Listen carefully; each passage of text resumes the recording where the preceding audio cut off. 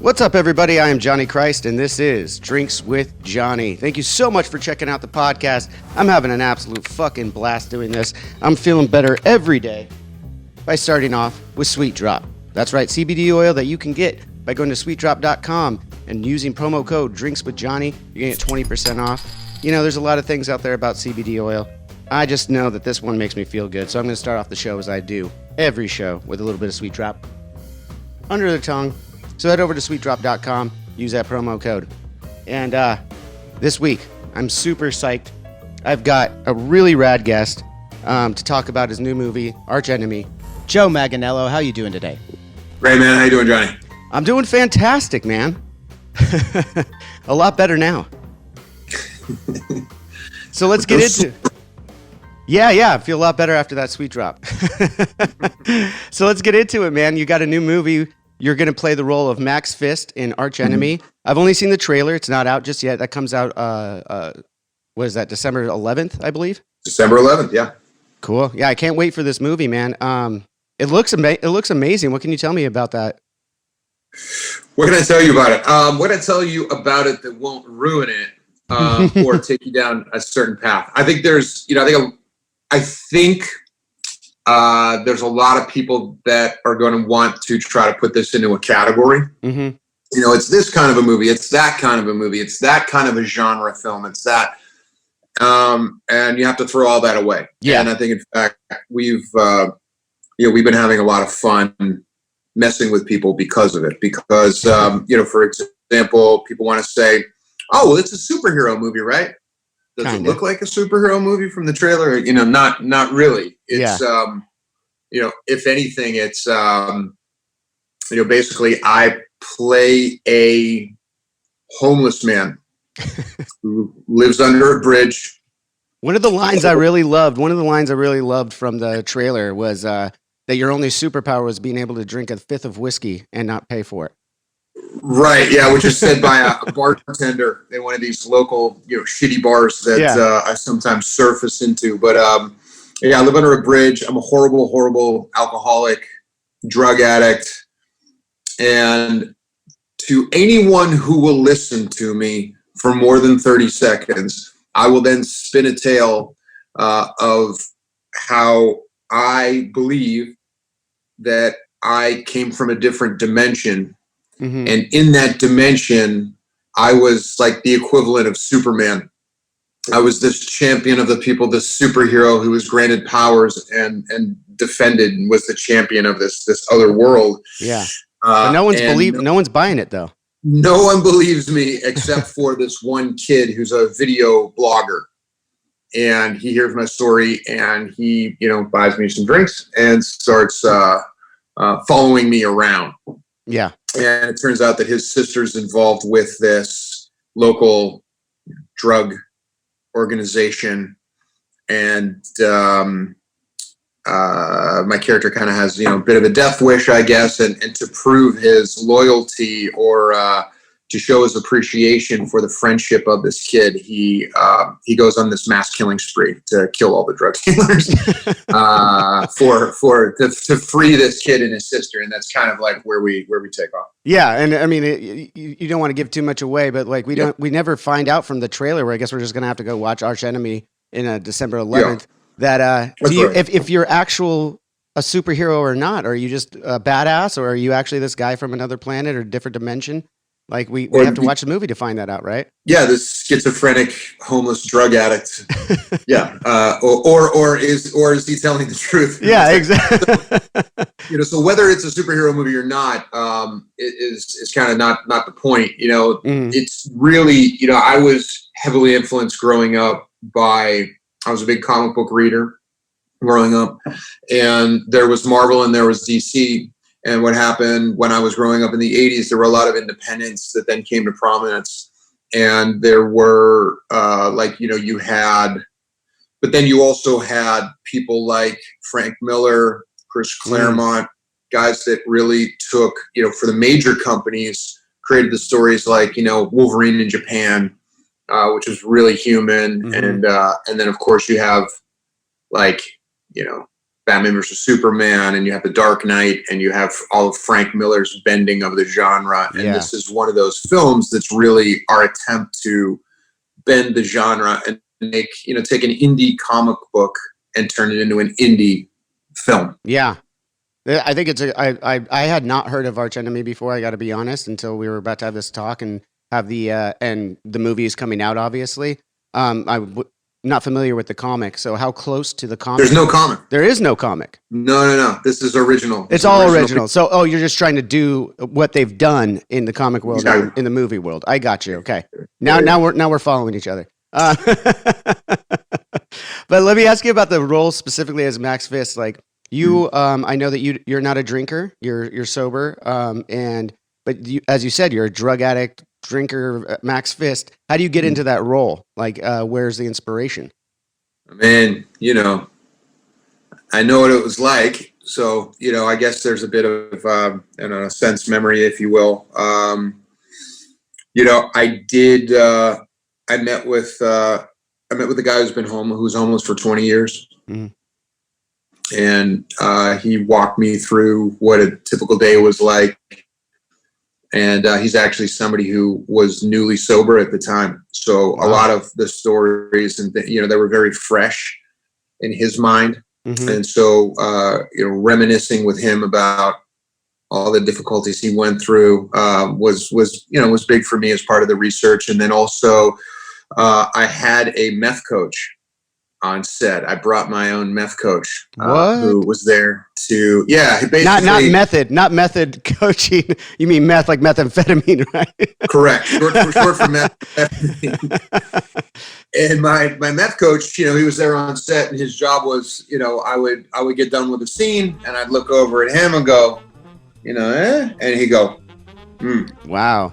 And or come over and we'd huddle up and he's like, yeah, that was perfect. Keep that, kind of tweaking my meth using in the film. That's incredible. That's rad, man. I mean, it's not rad that guy knows that much about methamphetamine, but it's good that you had someone there that could teach you a little bit. Sure. No, I mean, it's I want to keep it real for all my meth heads out there. Yeah, I mean that's what we do it all for, is the meth heads out there, right? Yeah, man. Did it all for the meth heads. That's the new song by Limp Bizkit. Yeah, that one's coming out in 2021, I hear. So yeah. Be on the lookout for that. Now you produced this movie too with Elijah Wood, is that correct? That's right. Yeah. And is this? Correct me if I'm wrong. Is this one of your first producing of a movie too, or have you done a lot of that over the years? This is number 4. Okay. Professionally, I mean, not including all the movies that I produced and directed and wrote growing up. Mm-hmm. So that's how I got into acting as a kid. Was I made my own movies. I would write my own movies and go shoot them. And but as a pro, no. I first out of the gate was a documentary called Lubed. Mm-hmm. About a at the time a 55-year-old male stripper named Randy the Master Blaster. He had been stripping consecutively since 1979. Wow! At the time we caught him, he was in his mid-50s, and he lived with his mom, Mary Lou, who ran their strippergram company from 10 to 6 every day. So she was part of the team. Okay. She was his dietitian, his biggest cheerleader, ran the strippergram company, and Randy was like the dude he was the top billed, rooster at this club Lubed in Dallas. And so I went and shot this movie about him and then all the other characters around him and the club owner, kind of the history of it, of male dancing in that area. And then there was we uncovered this murder, and there was like talk of police corruption in the middle of it. So it was So anyways, that was the first film, Lubed, which I also directed. And then my movie Bottom of the Ninth came out a couple years ago in the theaters. It's about baseball. Guy gets out of prison, and then goes to prison at 19, gets out at like 38, and then winds up playing baseball in the minors. And kind of him trying to put his life back together after prison in the Bronx. So there's that, and then there's another movie that actually the third movie I produced is a movie called Shoplifters of the World, about the day the Smiths broke up, and that's going to come out, I believe, in March. Oh, cool. So it actually comes out after Archenemy, but we shot it before. Oh, okay, cool. That's awesome. Yeah. So, Yeah. I mean, as you said, you produced and directed unprofessionally when you were a kid. What was like one of the first things you filmed as a kid? I'm just curious. As a kid, it was always, mafia, martial arts, gunshots. We would make our own squibs with condoms filled with Karo syrup and red food coloring. What the fuck? Like a cookie tin. You put the cookie tin, you cut a little hole, stick a firecracker through. Yeah. The wick was sticking out. And then you'd have to roll the camera and then have somebody's hand come in the frame, light the wick and get their hand out. So boom, it would go. And, whoa. So anyway. So yeah, we were, and then, we put soundtracks and graphics and stuff. So it was always stuff like that. Or I would do like mock commercials for bands that I liked that were playing in Pittsburgh. I'd do like promo commercials, Oh, that's rad. Whatever. Did you ever do a Goldfinger one? Because I know our mutual friend John Feldmann and you are very tight. Was there ever? I didn't do Goldfinger. I learned about Goldfinger from hanging out with Feldy. Okay. And then he actually asked me to come out on tour with him. So I toured around New Zealand, Australia, Hawaii, and when was this? What year was this? Probably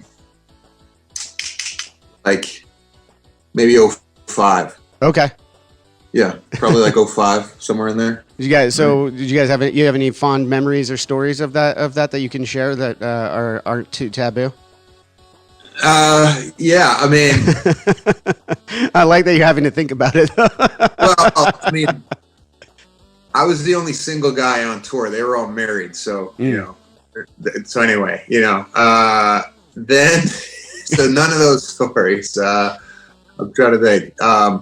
No, it would be so. John, John's an interesting cat, man. And when we were on tour, John has a lot of interests in different directions that people might not know, and he's a really big into animal activism. Yes, and when we were in Melbourne, Australia, John called me up and said, "Hey, do you want to go rescue some chickens?" Was this the story that you gave on my episode with him? Is that the Yeah, exactly. Yeah, exactly. So yeah, I mean, so basically, for people that don't know, there was a KFC facility like 2 hours outside of Melbourne, Australia, and so at 2 a.m, this van came and picked me up outside of my hotel, and we drove 2 hours out into the middle of nowhere. Wow! And put on these hazmat suits, broke into this KFC facility, and started with pillowcases, and started getting all the blind and deformed chickens that couldn't reach the chicken feed, trying to get them out. Because what happens is they just die, and then the other chickens eat them, and then that goes into your KFC. I mean, it was kind of crazy. And That's disgusting. So anyway, there's some photo of me somewhere of us in these hazmat suits, like holding these chickens at 4 a.m. in the middle of this, KFC facility. So that was probably the middle of nowhere in Australia is kind of everywhere too. Like the cities are just kind of like spread out, and then it's middle of nowhere everywhere else.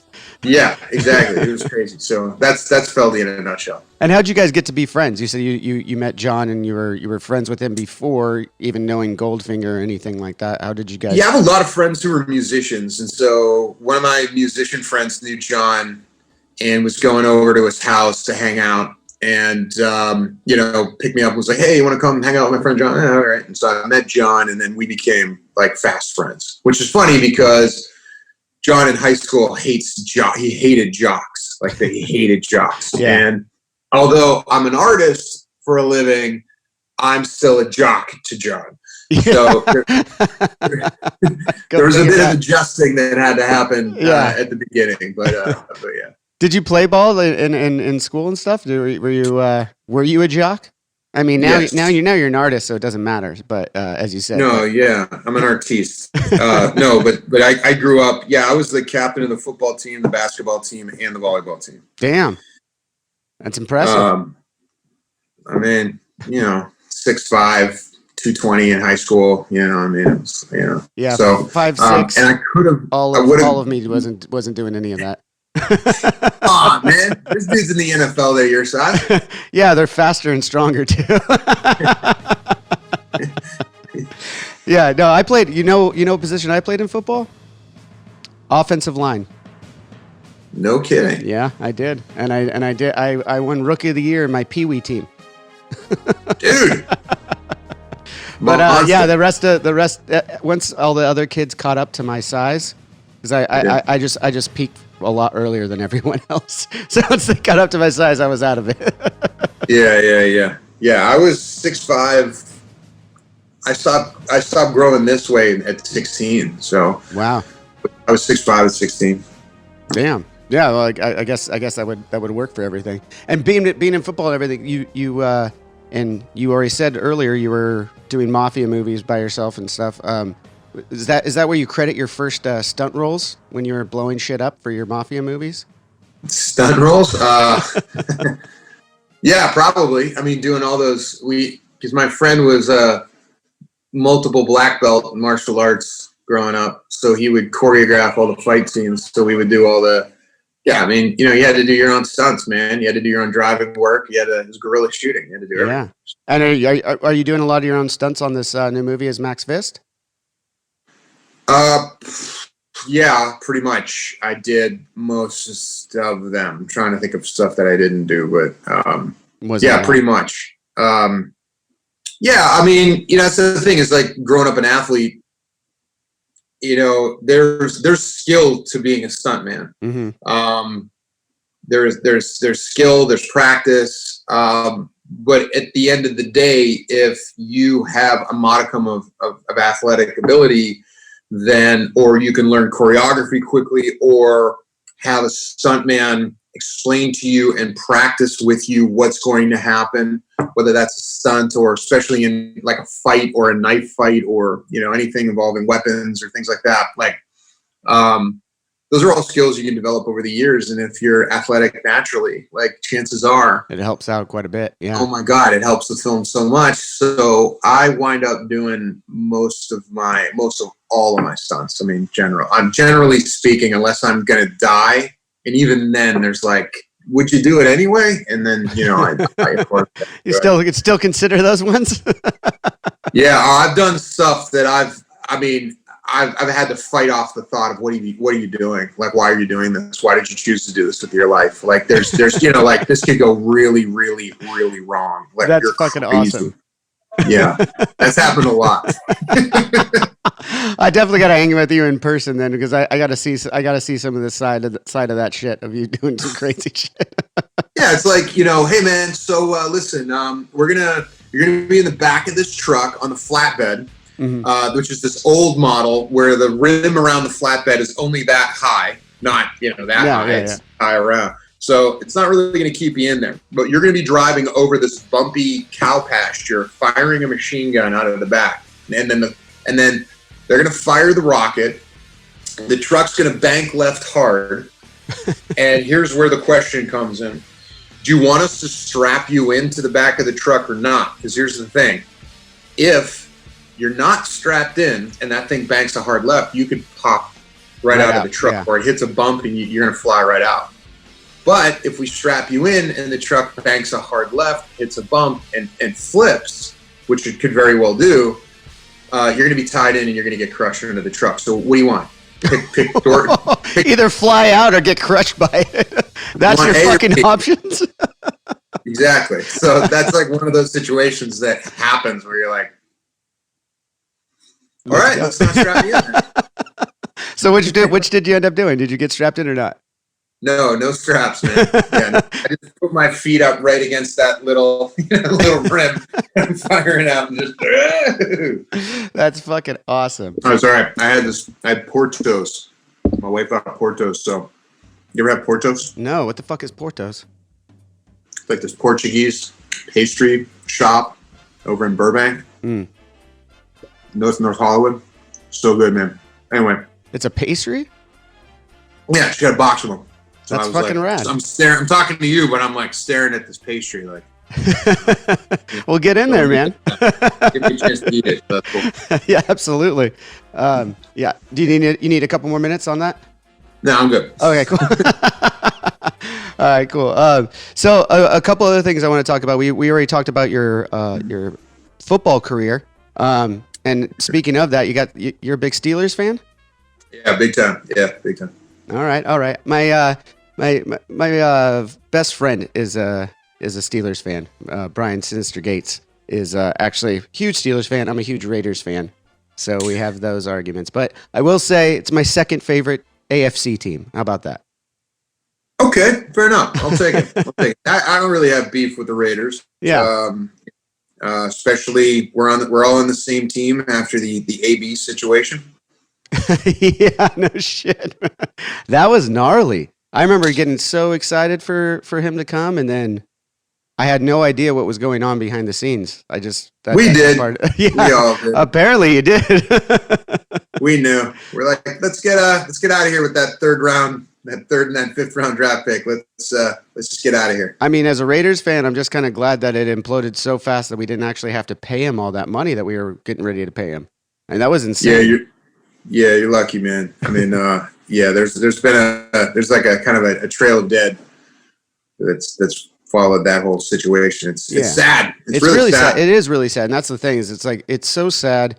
And I wish nothing but the best for the guy as a human being. But like, damn, that was gnarly to watch. Like that whole situation, and now he's playing with Brady again. We'll see if he can bounce back. But last week didn't look too hot. They did not look too good last week. Yeah, we'll see. Another thing, though, in relation to Pittsburgh, you're part of the Children's Hospital board member. Are you a board member still for that? Yeah. Yep. That's cool. That's cool. You're able to give back. What does that mean? What does that title actually mean? Or like what kind of involvement do you have with the Children's Hospital? Yeah, my involvement with the Board of Trustees for Pittsburgh Children's Hospital has to do with getting the word out for whatever new programs are coming up, because Pittsburgh and the Children's Hospital is highly developmental in terms of new technologies. And, for example, a couple years ago, there was a thing called the telemedicine program that they created, in which for the cost of a camera cart, which is basically like a rolling cart with cameras on it that you roll into a patient's room, Pittsburgh Children's Hospital could monitor hotels or hospitals all around the world. Okay. And what was happening in these hospitals around the world, these children's hospitals, was they were having successful surgeries, but then they were losing great percentages of the children in post-op care. Like they couldn't predict certain markers or certain things that were going to happen that Pittsburgh Children's knew or could spot. And so they started giving these carts to different hospitals so that Pittsburgh Children's could monitor their patients. And they lowered child mortality rates post-op by, in some cases, 60%. Wow, that's incredible. So, it's about getting the word out, but then also fundraising because each one of those carts costs like about $80,000. So it was about raising money and people that were going to help buy these carts to go into these hospitals in other countries and other cities. So that's kind of my job, is raising money and getting the word out. Yeah. And then also I go back and visit the kids. And like a few years ago, I played Hefty Smurf in the Smurfs movie. So I brought the Smurfs movie back to Pittsburgh Children's, and they actually sent Hefty Smurf to the hospital to play with the kids. So that's super cool. I love hearing stories like that. That's super cool. And I'm sure they were all stoked. And you got blue hair right now. Let's talk about your hair. I know, man. Mohawk, man. Smurfy hair. Is that for a new role that you're filming, or what's going on? You just felt like you wanted a mohawk under quarantine, or? Well, I had a white mohawk for a role, and upcoming, I have another role in which I'm going to shave my head bald and have the big goatee and some tattoos and things like that. So in between mohawk and bald, I can do whatever I want. I've got about a month where I can just do whatever I want with my hair before I shave it completely off. So I just thought, all right, man, I like that blue. It looks good, man. You gotta keep it as long as you can. It looks good. I know. I haven't put up my mohawk in a long time. I haven't had any real reason to. So. Well, yours was a lot longer. I had the big ass one for a while. Yeah. It doesn't bode well to be a middle-aged man with a mohawk walking around the normal world. I mean, hey, man, I'm making it happen, baby. Yeah. It's fantastic. So we talked about a little bit of musicians that you're friends with and stuff. What kind of music do you listen to, like on recreationally? Well, I mean, growing up, I was into everything, and I still say that I have wide-ranging tastes. With that said, my first concert was the second leg of Vulgar Display of Power, Pantera, Sepultura, Biohazard. Fuck yes, that's rad. Yeah, that was Biohazard and Sepultura too. Like that's a great lineup. Yeah, Sepultura, Chaos AD, and then when Biohazard put out that song Punishment, so they were right off of that, and then Pantera was just. Their whole set was Cowboys and Vulgar Display. Great records. So just like every song's like, you're just losing your mind. And so that was the first concert. I saw Pantera every single time they came through Pittsburgh. Pittsburgh is a great town for metal. So a lot of the big metal acts always come through. So I saw Pantera. Pantera then later on would tour with like White Zombie, who I saw every show of. I was big into Industrial. What else? Metallica. Yeah. I walked down the aisle and got married to violin and cello players playing Nothing Else Matters. Whoa, that's pretty fucking cool. So I kind of hit a Metallica song in my way. Everyone was like, "Oh, this song's so beautiful." I remember my mom walking my mom down the aisle. "This song's so beautiful. What is it?" It's Metallica. Yeah. And people in the crowd were turning back. As you walk down the aisle, they turn back and they look at you, and dudes were like, throwing up the sign. they knew what it was, So did your wife know what it was? What's that? Did your wife know what it was? She knew ahead of time because you plan all that stuff together, and I was like, hey. She actually got jealous because she's like, "That's amazing because it's beautiful." These cello and violin players that we hired, they played it beautifully, but it says so much about me in this sneaky way. Yeah. And so she was like jealous that I had found this thing that I could translate into kind of that version of that fit perfectly, and also the words of the song are really. That's a really romantic song. That was, really that was the first time that Metallica ever, played a ballad. I mean, the story from that, I believe, and someone could correct me if I'm wrong later, but that was a song that wasn't even supposed to be on the record. Like Lars heard James playing it and was like, "Dude, we got to make that into a song." Like it wasn't even something that James was writing for Metallica. He was just something that he was writing for himself. Never thought. Well, up to that point, it's like Kill 'Em All, Puppets, Lightning, Justice. Like, I mean, the softest thing before that, I guess, would be arguably One. Yeah, maybe the beginning, or like Fade to Black. Yeah, Fade to Black. Yeah. But other than that, like, there's nothing soft and feely about. Like you said, One's probably the most, introspective of all of those. Yeah, absolutely. albums. But yeah, so I was in all of them. Danzig, so we're talking like mid 90s. So we're talking like How the Gods Kill. I was, 9 Inch Nails for like around that time, first couple of albums. And then it was like, the old Alice in Chains, Soundgarden, like some of the heavier stuff that was coming down out of Seattle. But I was into God, and then Ministry, connect the goddamn dots. Yeah, for sure. Ministry, but then also like so it was like thrash metal.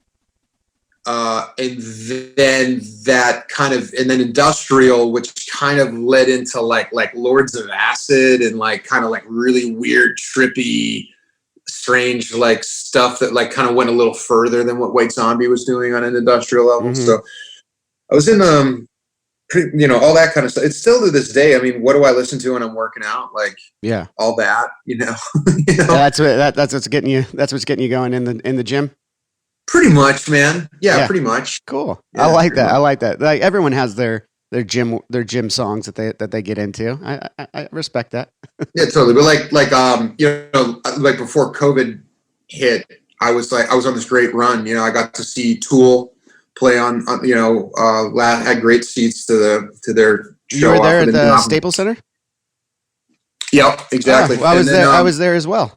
I was at one of the nights. Yeah, one of the nights I went. Yeah, we were there together. Nice. Yeah, that was a hell of. I mean, they put on such a show. Yeah, I actually had the pleasure of, before their new album and everything, they played with Primus in San Diego in a much smaller venue, and I was able to catch them there too. I've seen Tool several times, and I only saw Primus the one time though. But they put on such a great show. Yeah, same with me. And then I was just looking at my desk, and I'm like, oh, here's a Slayer ticket to Slayer's last show. Whoa, that's pretty cool, dude. You got to hang on to that for sure. I know. I found it in a pocket of a jacket that I guess I haven't worn in whatever. Yeah, since that show. Yeah, exactly. That's amazing. So we have a lot of similar interest in music. Another thing that I think that we have a similar interest in is professional wrestling. I saw you get into the ring with Arnold Schwarzenegger, as he butchered your last name, by the way. And that was Hogan. Hogan butchered my name. Was it Hogan who butchered it? Yeah, Arnold and I were like best friends at that time. Arnold wrote so Arnold and I did a movie together, and then became like best friends, and he would call me up and we'd go off on adventures together. And he wrote the forward to my book. And then, on our press tour for the movie Sabotage that we did together, we were tapped to host Monday night's Raw at the Barclays Center in Brooklyn. And it was with Hulk Hogan also, the triumphant Hulk Hogan. And then he beat the shit out of The Miz. The Miz, he tried to hit you. A lot of beef with The Miz. So anytime I go to a match, Miz and I would keep perpetuating our beef. The Miz is a great guy. I've met him at a couple of award shows that we've done, and he's a really fun guy.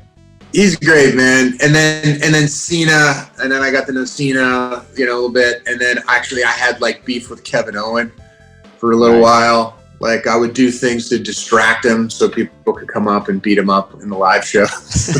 Were you a fan of wrestling before all of this?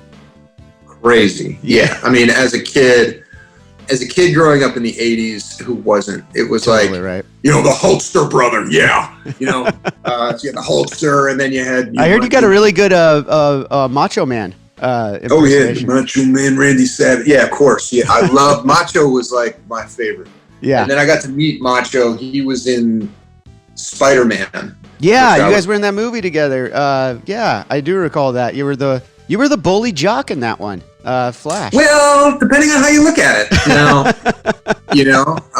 One side of it is I am a local sports hero at the high school who has a girlfriend, and here comes this nerdy guy who starts hitting on my girlfriend, and what do you expect to happen?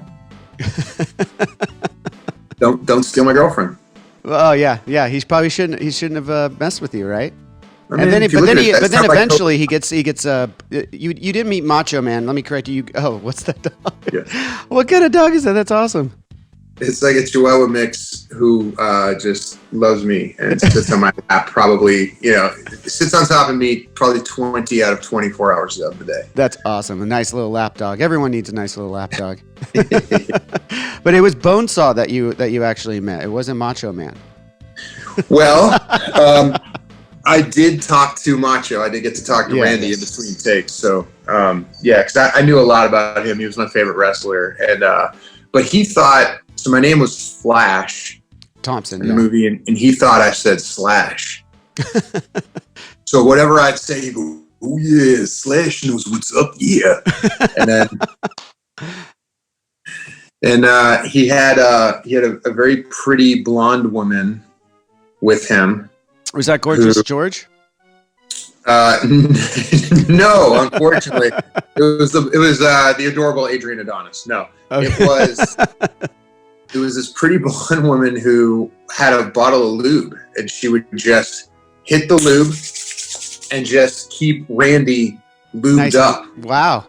Yeah. So I'm talking to Randy, and she's just working. And that's a job apparently that she has. But it's like one of those weird things where, you know, if there's somebody else next to you or somebody's giving you a massage right now, I would be addressing both of you or talking to both of you because you're both like, you know, in the same room. She didn't look up once. She didn't acknowledge. It was like somehow she just had it like, your job is to lube. You do not talk. Don't look up. Don't pay attention. Lube. Just lube. So I'm talking to Randy and trying to include her, and she's just working it. Well, let me ask you then, did you consider hiring her when you went to the set of Magic Mike? Yeah, I could have used a good luber on Magic Mike. That would have been that probably would have made a lot of sense actually. Yeah. Did you know Kevin Nash before that though? Like, obviously you've been like through wrestling and stuff, and he's your co actor on the set of Magic Yeah, no, Mike. I met Kevin there. That was how I met Kevin. But, you know, we knew a lot of the same people. So Kevin's a fascinating human being. He's got a really crazy life story, and that's kind of led him to where he is, and just a fascinating, really intelligent guy. I mean, you could say something that sparks a memory in him, and all of a sudden he's off talking about, you know, cubism for the next 20 minutes. You just get a 20-minute monologue about, you know, some period of art, history. That's wild. Yeah, I've never had the pleasure of meeting him, but yeah, that's wild. Like, And that wasn't his first role though. I mean, he was on. He played Super Shredder in Ninja Turtles 2. Yeah, that's right. That's right. Yeah, that's right. He probably hung out with Vanilla Ice like in the heyday, you know. I gotta ask him about that. Yeah, maybe you do, man. And then come back on the show and tell me about it. Yeah. No, I love wrestlers. I love hearing all the stories. It's such a wild lifestyle. Yeah, all those guys. Totally. Yeah, I'm good friends with Chris Jericho. Become really good friends with him over the last 10 years, and that guy's a wild fucking man too. Like, I just did he host that show Night Fight where people fight with the weapons and the armor? I don't remember that. I want to say, man, I don't know. It's possible. He's hosted everything. I swear that he's got like he's got like fucking 3 different clones of himself. He does everything. There was a show where they would each round was a different period of weaponry, and like guys would get in there and they would blunt the weapons, but you would fight. And so you might have like a blunted battle axe, and you hit somebody in the helmet and it dents and they get knocked out, or people throwing up. I mean, it was. I'm going to have to Google this because I don't remember this show at all, and I'm very intrigued. Yeah, it's awesome. Yeah, I'm going to check that out. Another thing though, I got to ask about that. Speaking of wrestling, you've played Dungeons and Dragons with the Big Show. You got another couple of constant guys is Tom Morello and Vince Vaughn. What's up with I had a guest on before, Brian Posehn, comedian. I played with Brian. You've played with Brian? Yeah. He described it so perfectly that it's like really, what is it? Fantasy football for nerds, like, or fantasy football rather is D&D for jocks. So it's like, and I loved how he said that. And then he was explaining to me Dungeons and Dragons because I know nothing about it. The most of my knowledge is from the show Community, where there's like a master guy and everything. Like, how did you manage to be in a Dungeons and Dragons and a football guy at the same time? Like, that doesn't make a lot of sense to me. Or did you pick it up after you started your acting career, or was it in high school where you're still playing Dungeons and Dragons and then captain the football team? Yeah, I was both always, which was confusing, but I just went with it. No, it's very intellectual, D&D. I mean, it can be very intellectual because there's numbers and probabilities and all that kind of stuff. But there's also a character creation side of it that I took to at a young age. I was obsessed with. Well, at the time I didn't act until high school. So midway through high school, I had no interest in it whatsoever. That wasn't something I wanted to do. I thought about doing. But I loved stories. I loved telling stories. I loved creating stories. Whether that was with my G.I. Joe figures or, drawing stories and characters and creating backstories and then explaining them to anybody who would sit there and look at my drawings as a kid. And this is him and this is what he does and this is where he comes from. And then everything was a story.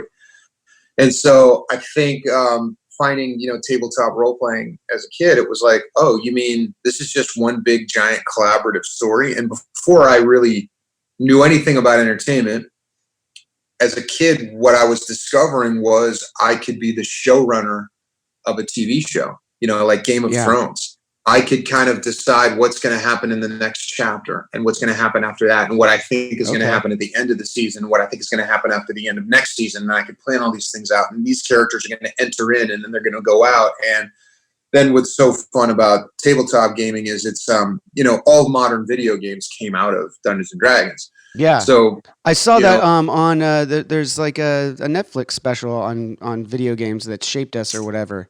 And they go into the original RPG games and all of those guys that were developing that were Dungeons and Dragons players. Yeah, exactly. So all the games you play now, it's basically the computer or the console, rolls the dice for you, whether you hit or not, or and back in the day we used to roll dice. And so the beauty of D&D is that it's collaborative. You get together with your friends like you would for a poker game. And then you make the story. You play your character. They play their character. Big Show's his character. Vince Vaughn's his character. Tom Morello's his character. And they all take on these personas and then enter into, Game of Thrones or this other fantasy world or Lord of the Rings or Middle Earth or, wherever you are. And then you get to actively participate in that story. But you're going to try to do something super heroic that would be amazing. And it's all going to come down to this dice roll. So everyone's around the table going, yeah, God, is it going to work? And, and it's either yes or a no. And the table erupts into cheers. Or people are like, no. Oh, man. Okay, so the way you're describing it means that I'm definitely going to have to play at some point in my life. It's so much fun. It's all the excitement of a craps table with all the shit talking and fun of your weekly poker game. Mm-hmm. But like all of the long form narrative and storytelling and character development of Game of Thrones, and it's all put together. That's incredible. I mean, it's fun. After you describing it, Brian kind of downplayed it a little bit when I asked him about it. He's like, "Oh, you should try it. It doesn't take any intellectual effort." And I was like, "Are you saying that I'm dumb?" Hey man, I don't want to get in the middle of that. So there's a Hero Quest relaunch with Hasbro coming out. You have your own Quest book. Yeah, so like I was saying before, like I do some game design and some writing and moonlighting, like because growing up, that's all I did. Like it's all I wanted to do. I wanted to play sports, get done with my homework, and then I wanted to create these stories. And so as an adult, I've had the opportunity to do things like that with Dungeons and Dragons, and now with Hero Quest, which is a completely, which was a board game. It was basically like D&D in a box. Yeah. Where in D&D, somebody has to prepare. There's a lot of preparation that has to go into your adventure. With Hero Quest, you don't need to prep anything. You just open the lid of the box and it's all in there. So that might be what I have to try first. It's a great gateway drug. Yeah. And it's also less daunting, so it's more accessible to kids also. And kids really love Hero Quest. And so I knew they were getting ready to relaunch, and I knew the game inside and out, grew up with it. And I said, how about I design a quest book? They wanted me to do something with them. And then I suggested, why don't I just write a whole quest book for you? And with new characters and new adventures. And they said, sure. And it was, I'm telling you, like, I'm not shitting you. It was maybe the hardest, most intensive thing I've done with my brain since college, probably 20 years. Wow. I mean, it was it was 2 weeks straight of every waking moment, me in front of the computer screen, just with this PowerPoint program, programming the dungeons and writing all of the descriptions and the magical items. And I mean, it was like, it took me like 2 weeks. It was crazy. Super intensive. That's insane. Yeah. Were you happy with the end product though?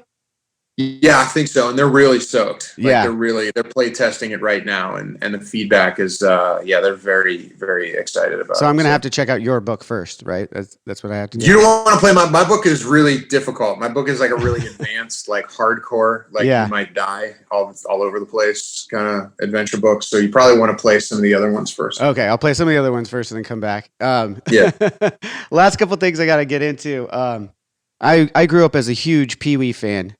Pee-Wee Herman, Pee-Wee's, and you were on the Big Holiday that came out. Was that like 5 years ago or something like that now? Yep. What was it like? How did you get approached for that role? And what was it like being with Pee-Wee? Because like I said, I mean, you grew up through the 80s too. You had to grow up with some Pee-Wee. For sure. I was a huge Pee-Wee fan, and I was on True Blood that was on HBO, and HBO would always throw the best Emmy and Golden Globe parties, like always. So you always want to go to the HBO party. All right, I'm going to write that down in case I ever get invited. That's the one I'm going to. Yeah, exactly. and Paul Rubens had just done the Pee-Wee revival on Broadway and did a special, and he was nominated for an Emmy for his special on HBO. So he was at the party. And I saw him across the room, and I just went up to him and said, "Hi, I'm Joe. I'm a huge fan of yours." He goes, "Oh yeah, you're like that werewolf on that vampire show, huh?" And I was like, "Yeah." That's a good impression right there. Like he's like, "You think they put me on that show?" And I was like, "I don't know. I could call and ask." And he was like, "Okay, great." He's so funny. Like first thing I do.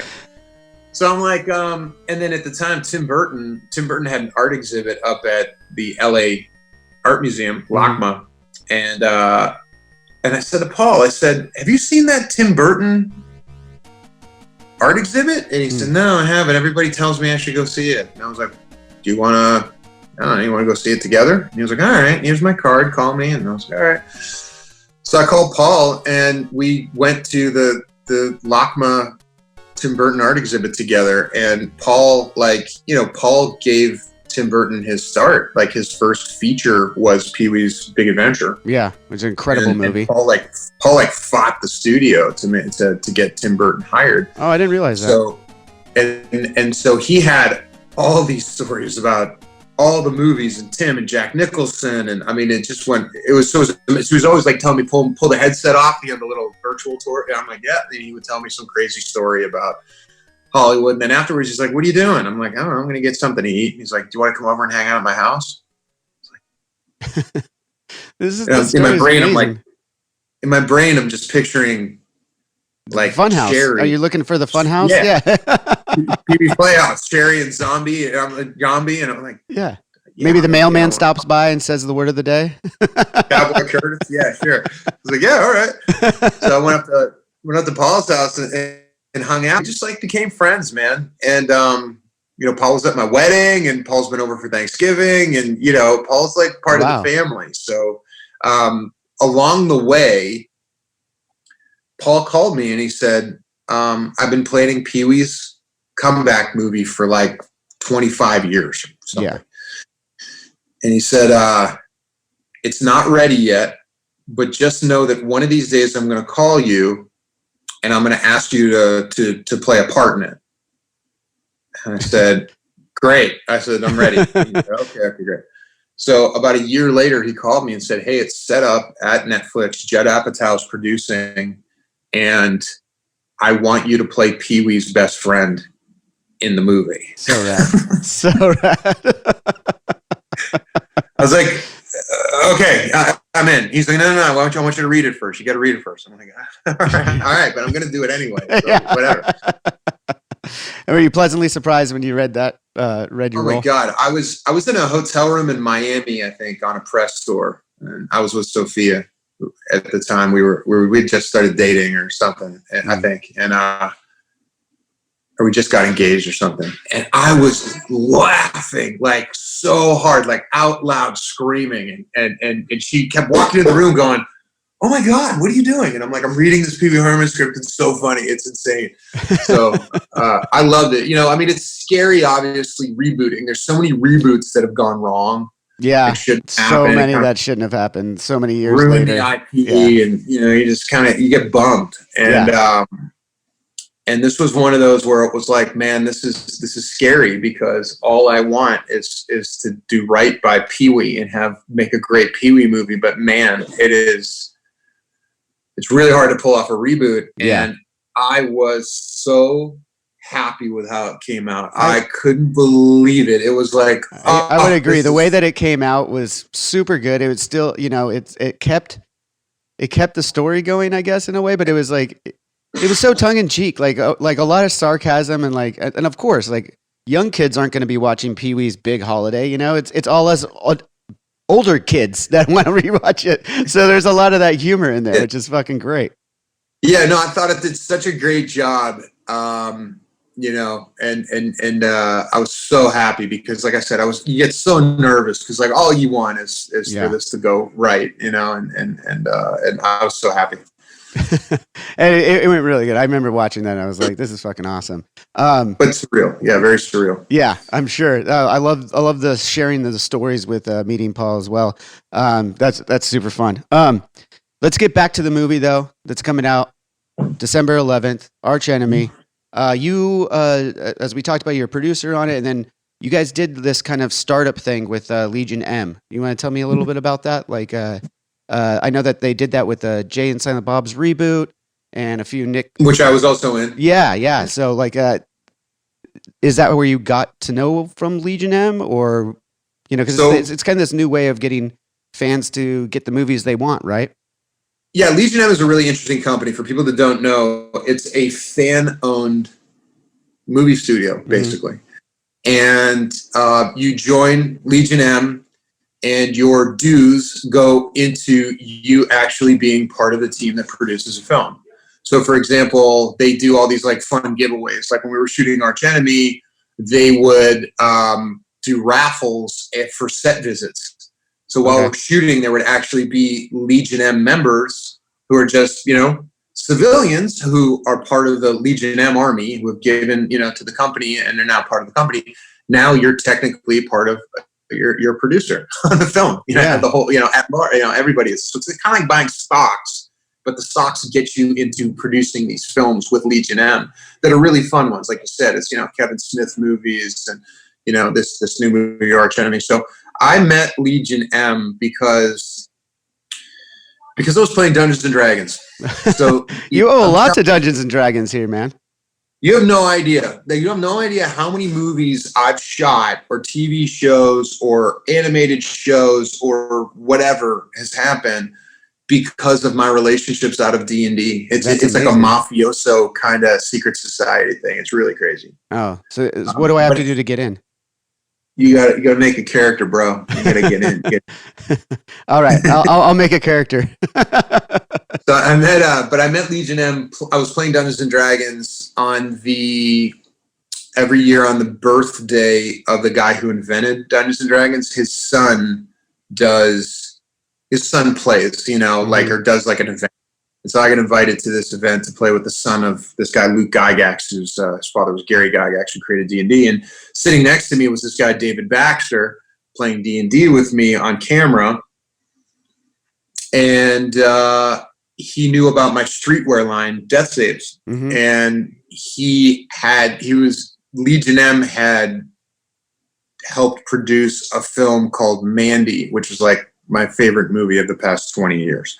Okay, I'm not familiar. And I'll have to check it out. I was interested in maybe doing some merch for Mandy through Death Saves, and I saw the movie. He sent me an early link to the film. I saw it. Mandy's the greatest. Like tonight, go turn off the lights, turn the sound up, and watch Mandy. Okay, you'll love it. Okay, I'm into it. I like the recommendation. And so I saw Mandy, became obsessed with Mandy.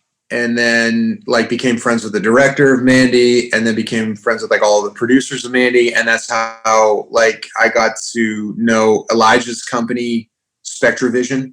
Okay. and he has a company with this writer named Daniel Noah, a woman named Lisa Whalen, and Lisa, like a year later, sent me a script for Archenemy. So that's crazy, thought, and it all goes back to D&D.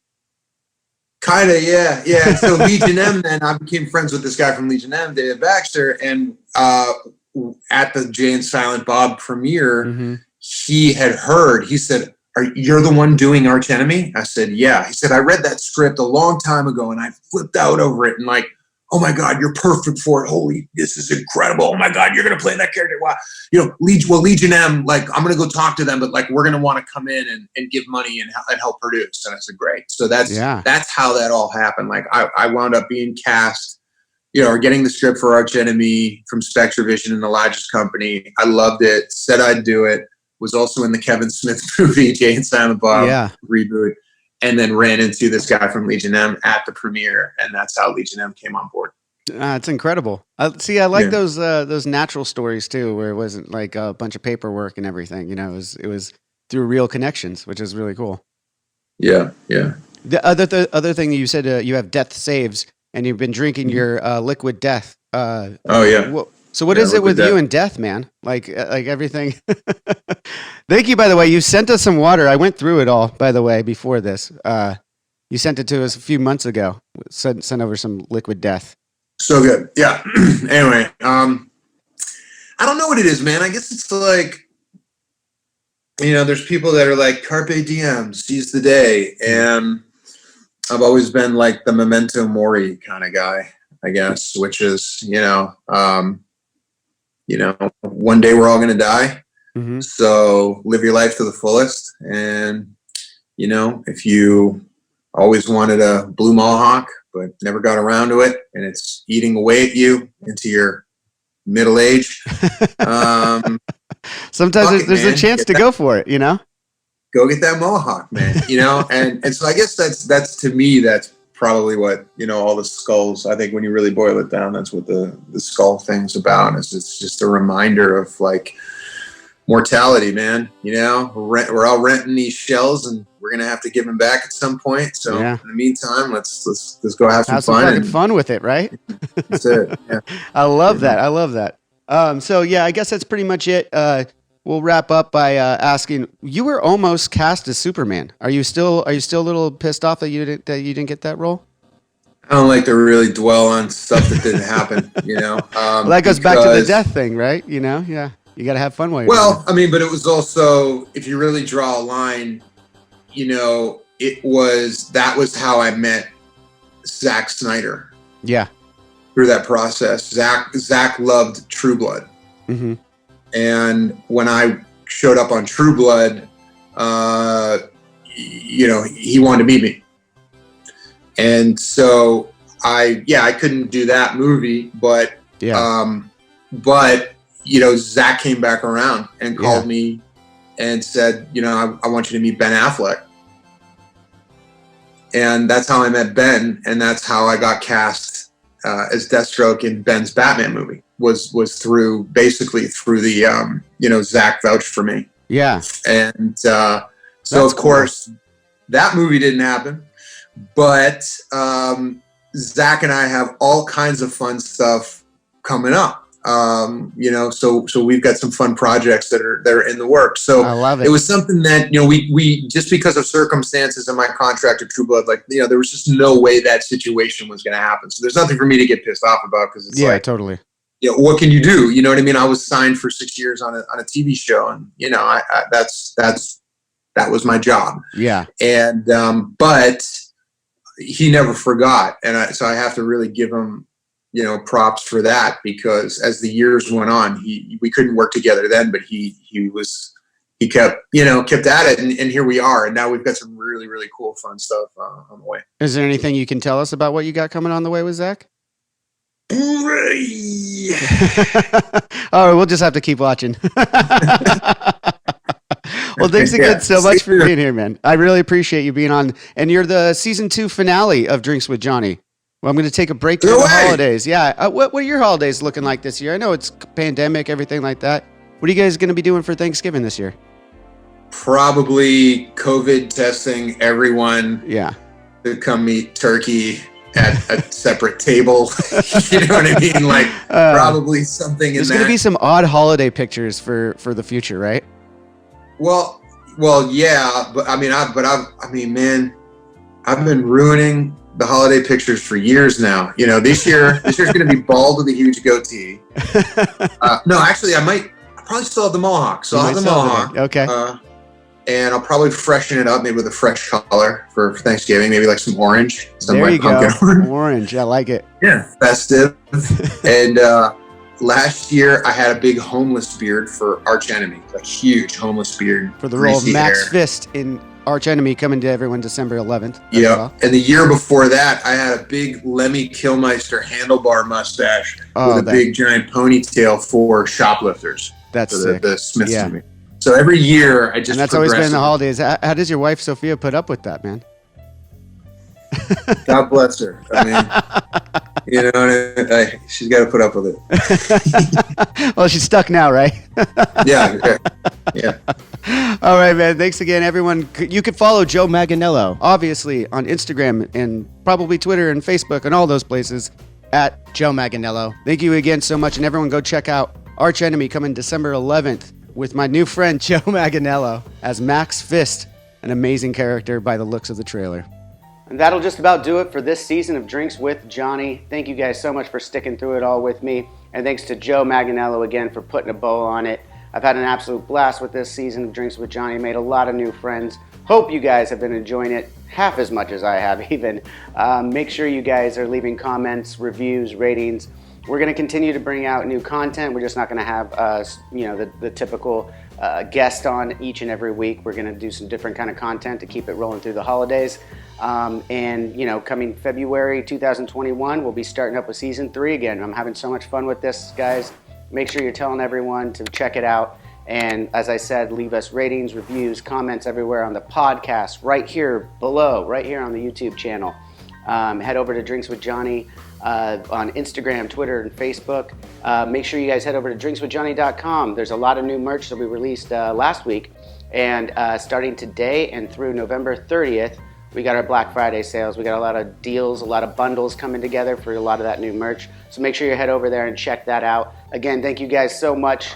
Make sure you're spreading the word, leaving comments, as I said, and keeping the community growing. And I'll continue to bring you new guests. Let me know what kind of guests you want to hear from, and we'll keep doing it together. All right? Till next time. Cheers.